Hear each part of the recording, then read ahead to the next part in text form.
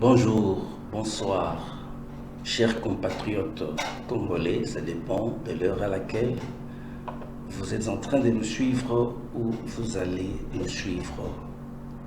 Aujourd'hui, je voudrais vous adresser un message de réconfort, un message aussi d'interpellation, un message pour savoir quelle attitude prendre en ces temps difficiles qui traversent notre pays. C'est pourquoi j'ai intitulé mon adresse « Congolais, fortifie-toi et prends courage ». C'est un verset biblique qui se trouve dans le livre de Josué au premier chapitre, verset 6. Josué chapitre 1er, verset 6. Nous trouvons cette parole de recommandation que Dieu adresse à son vaillant soldat, Josué. Je lis, « Fortifie-toi et prends courage, car c'est toi qui mettras ce peuple en possession du pays que je jurai à leur père de leur donner. » C'est Dieu qui parle, qui donne des injonctions à Josué, lui demandant de se fortifier et de prendre courage. Chers compatriotes, nous passons un moment très difficile à cause de cette guerre qui nous est imposée injustement par les agresseurs, les envahisseurs, les ennemis du Congo. Pourquoi nous sommes envahis? Pourquoi nous sommes agressés?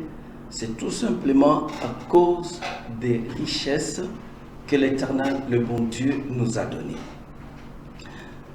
Chers compatriotes, nous n'avons jamais été là quand Dieu créait le monde. Quand Dieu a créé le Congo, nous n'étions pas là. Nous ne sommes pas allés vers Dieu pour lui dire « Donne-nous le Congo, fais de nous des Congolais et donne-nous toutes ces richesses. » C'est dans sa souveraineté qu'il a jugé bon de créer un pays et de lui doter de toutes les richesses que ce pays regorge. Il est certes vrai que nous sommes scandaleusement riches. Notre pays a beaucoup de potentiel, beaucoup. Que ceci suscite de la jalousie, de la haine, de la part de tous nos voisins. Oui, c'est tout à fait compréhensible qu'il n'ait pas tout ce que nous avons. Ce pays est immensément riche. Et chaque fois, chaque jour qui passe, nos ennemis se posent mille et une questions. Comment faire pour aller et prendre ces richesses de force? C'est comme ça qu'ils ont monté et qu'ils montent jusqu'à présent un plan machiavélique, un plan macabre pour nous amener, pour venir et nous arracher nos bénédictions, nos richesses. Mais quel doit être notre comportement face à cette situation?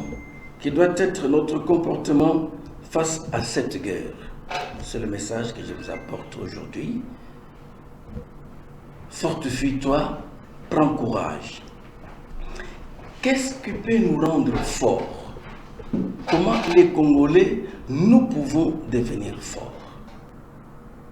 Premièrement, ce qui peut nous rendre forts, c'est d'abord l'unité. Il y a un adage que nous connaissons tous qui dit « L'union fait la force ». C'est par l'unité que les Congolais, nous pouvons devenir forts. Si nous ne sommes pas unis en ces temps difficiles, nous serons vulnérables, nous serons faibles, au point même de nous effacer sur la carte. Pourquoi? Parce que l'ennemi a des objectifs très méchants. Qu'est-ce que l'ennemi cherche? Les Rwandais qui nous agressent et qui sont au pouvoir aujourd'hui sont des Tutsis. Ces méchants veulent construire un empire Tutsi en Afrique. Ces gens haïssent le peuple bantou et leurs frères Hutus. Pour eux, les Bantous ne doivent pas avoir toutes les richesses que nous avons. À leurs yeux, nous sommes des serpents qu'ils veulent abattre, qu'ils veulent exterminer, qu'ils veulent déloger de ce pays afin qu'ils viennent s'installer et installer leur empire Tutsi. Alors, si nous, les Congolais, ne sommes pas unis, s'il n'y a pas de l'unité au milieu de nous, certainement que nous n'allons pas résister à l'ennemi. La première force que nous devons avoir, nous devons la puiser dans l'unité, chers Congolais. Là, j'interpelle tous mes frères et sœurs congolais d'ici ou de la diaspora, partout où vous êtes. Ce que nous devons faire en ce moment, c'est d'être soudés, de nous unir. Parce que notre ennemi sait très bien que ce qui fait la faiblesse du Congolais, c'est le tribalisme. Ils savent tous que les Congolais ne s'aiment pas. Ils savent aussi que les Congolais n'ont pas un grand amour envers leur pays. Et ceci nous fragilise, ceci nous rend très faibles. Raison pour laquelle, dans mon message d'aujourd'hui, dimanche 2 février 2025, je lance cet appel solennel à tous les Congolais.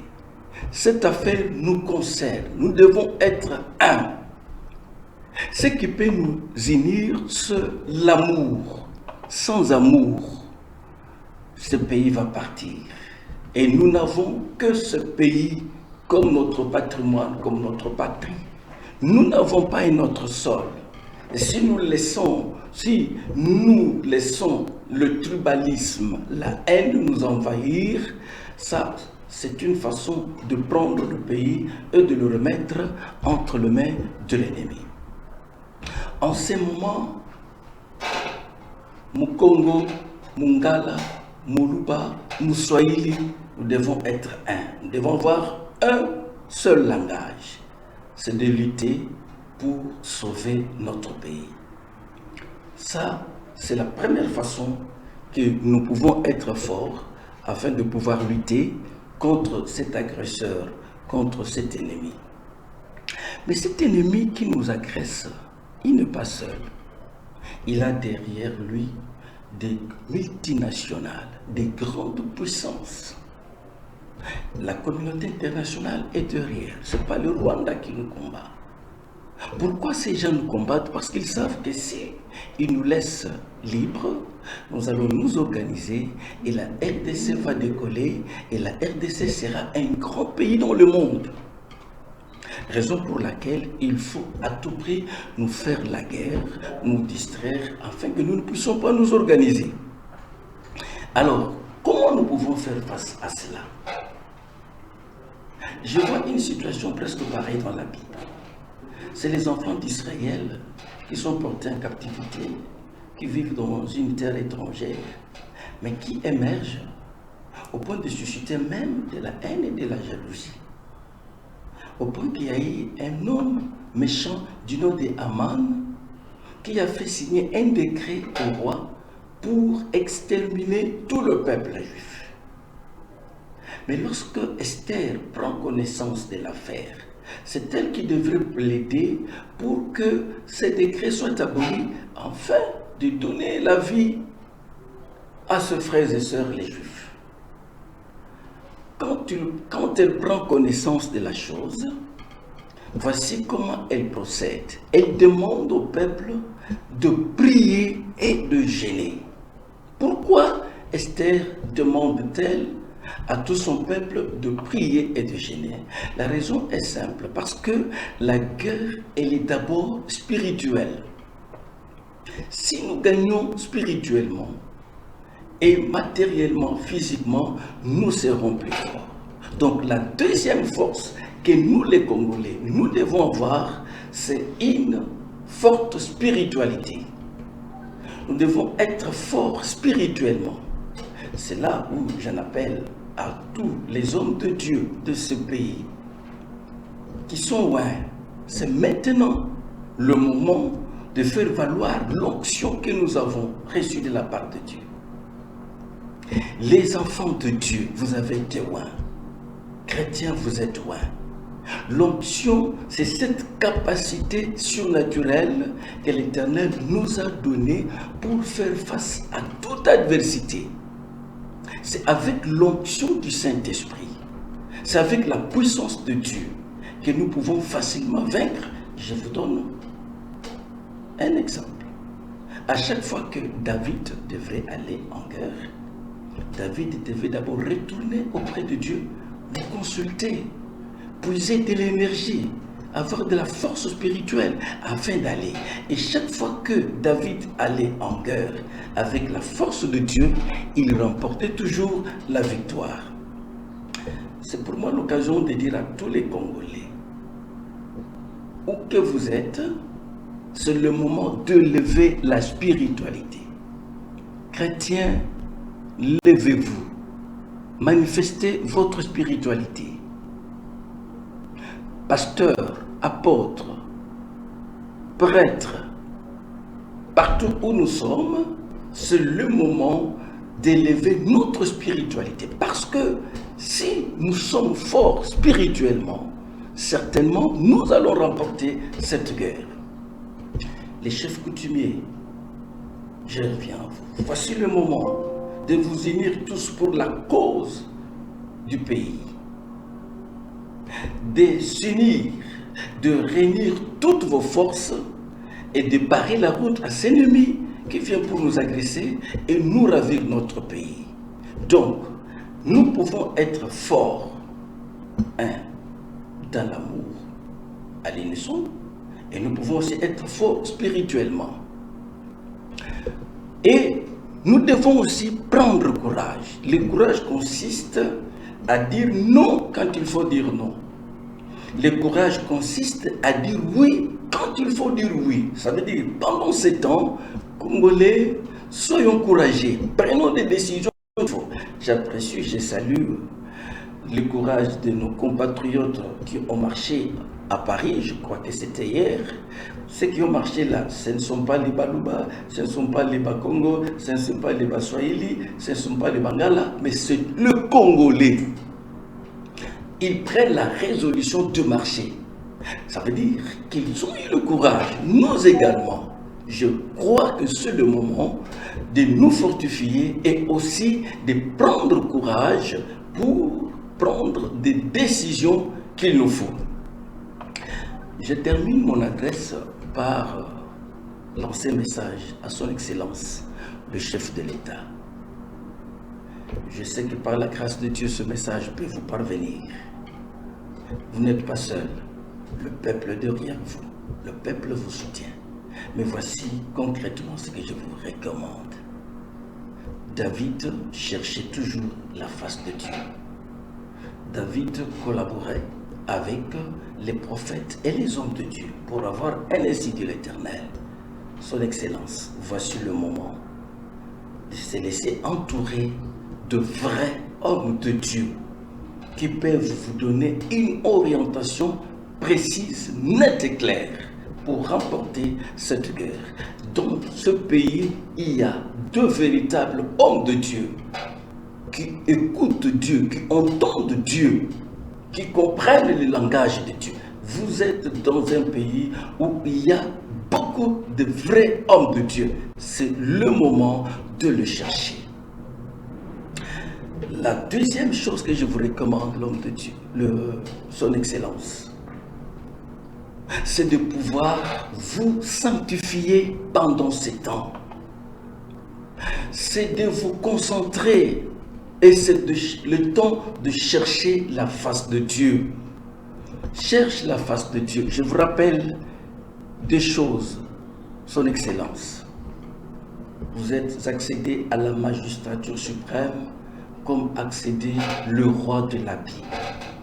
Le roi de la Bible recevait d'abord des l'onction, ensuite ils exerçaient les fonctions royales. Vous n'êtes pas nombreux dans ce monde qui avez reçu l'onction comme vous l'avez reçu. Vous avez été roi avant de devenir président. Cette onction qui vous a été conférée, c'était une capacité surnaturelle que l'Éternel vous avait conférée pour que vous puissiez exercer. Mais ça, c'était de l'onction préparatoire. Maintenant, vous avez encore besoin de l'onction, son excellence. Dans ce pays, il y a des hommes rois qui peuvent vous joindre encore, qui peuvent vous conférer de la part de l'Éternel des capacités surnaturelles, lesquelles capacités peuvent vous permettre de bien réfléchir et de prendre des décisions sine qua non, avec sagesse et intelligence et prudence. Trouve les hommes de Dieu. Sanctifiez-vous. Cherchez la face de Dieu. Et l'Éternel sera avec vous. La dernière chose que je vous demande, son excellence, je ne suis qu'un simple serviteur. Après cette guerre, corrigez cette injustice salariale qui s'est installée dans ce pays. Aujourd'hui, ce ne sont pas les députés qui sont au front, ce ne sont pas les ministres qui sont au front, c'est nos vaillants soldats. Mais quelle est la solde qu'on remet à nos militaires? Je pense qu'ils peuvent être les militaires le mal payés du monde. Mais ce sont eux qui sont au front. Son Excellence, je vous en supplie, au nom de l'Éternel, change cette injustice salariale qui s'est imposée. Nous sommes ici dans le pays, mais nos vaillants soldats sont engagés. Mais comment ils sont payés? Comment ils sont payés? Trouvez des gens qui peuvent bien vous aider à bien avoir un œil sur l'armée, afin que nos vaillants soldats soient bien rémunérés, afin qu'ils puissent défendre valablement notre pays. Aujourd'hui, les gens veulent être des députés. Pourquoi? Parce qu'ils savent que c'est dans la députation qu'il y a beaucoup d'argent. Mais si vous changez la donne, et qu'aujourd'hui, vous injectez des grandes masses salariales dans l'armée, c'est tout le monde qui va s'enrôler. Et nous aurons un pays très fort, avec une armée forte. Voilà, son Excellence, ce que je voulais vous demander. Nous sommes avec vous, nous vous soutenons, nous vous prions aussi de compter sur ce Dieu. Et je pense que dans un temps comme celui-ci, pourquoi ne pas décréter un programme de prière pour toute la nation? Oui, nous voyons Hur qui priait et la main était forte sur le champ de bataille. Et si nous nous initions, si vous nous donnez le mot d'ordre en tant que les chefs de l'État, si toute la population s'unit dans la prière, comme c'était le cas des Juifs avec Esther, et la donne avait changé. Donc, je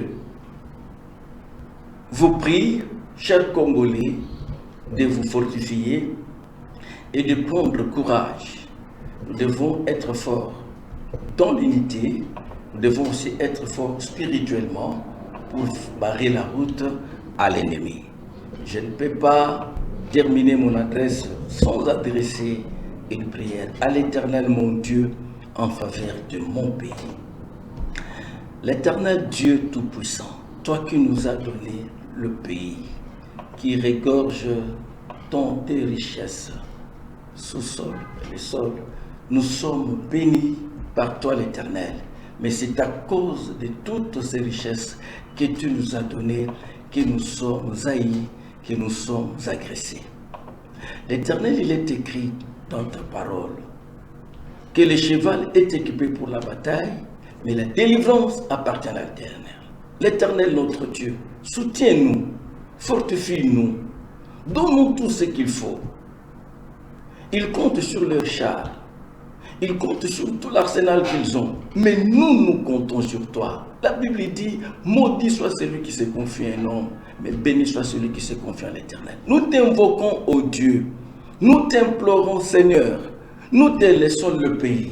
Souviens-toi que ton serviteur que tu as établi comme chef de l'État t'avait consacré ce pays, t'avait dédié ce pays.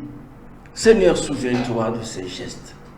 Descends tes saints anges, fortifiez nos vaillants soldats qui sont au front. Seigneur, change la donne. Seigneur, change la situation. Seigneur, arrête la guerre dans le pays. Donne-nous de la victoire et nous t'en serons infiniment reconnaissants. C'est toi qui nous as dit que tout ce que nous te demanderons en priant, que nous croyons que nous l'avons reçu et nous le verrons s'accomplir. Nous te disons merci parce que nous croyons que la victoire est certaine. Au nom de Jésus-Christ. Amen.